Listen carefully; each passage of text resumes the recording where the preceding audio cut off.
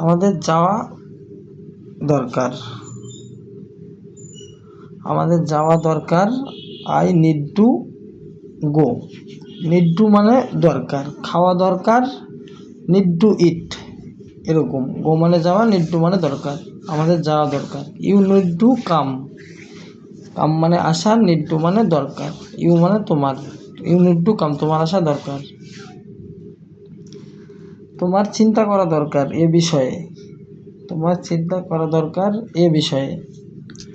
You need to think. Think মানে চিন্তা করা, নিড টু মানে দরকার, অ্যাবাউট ইট মানে এ বিষয়ে।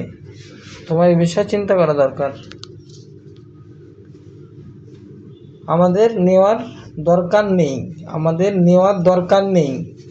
এখানে দরকার বলছে আবার নেই বলছে, তাহলে আমাদের মানে we need to, we don't need to take the money. আমাদের টাকাটা নেওয়ার দরকার নেই।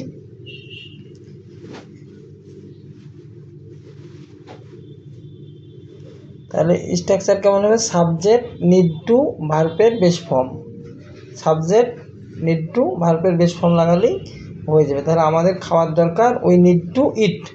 যাওয়ার দরকার, নিড টু গো। আসার দরকার, নিড টু কাম। আশা করছি তোমরা বুঝতে পারছো।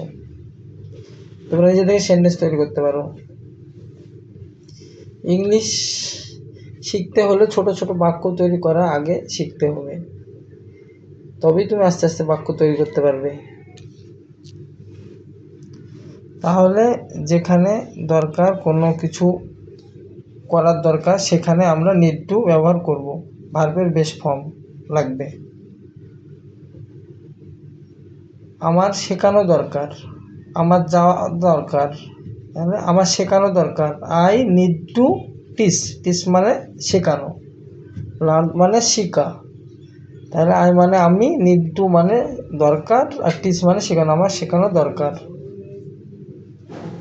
দেখা হচ্ছে আবার অন্য কোনো ভিডিওতে। ততক্ষণের জন্য খোদা হাফেজ। এরকম ভিডিও পেতে চ্যানেলটি সাবস্ক্রাইব করুন। ভিডিওটি ভালো লাগলে একটা লাইক করুন।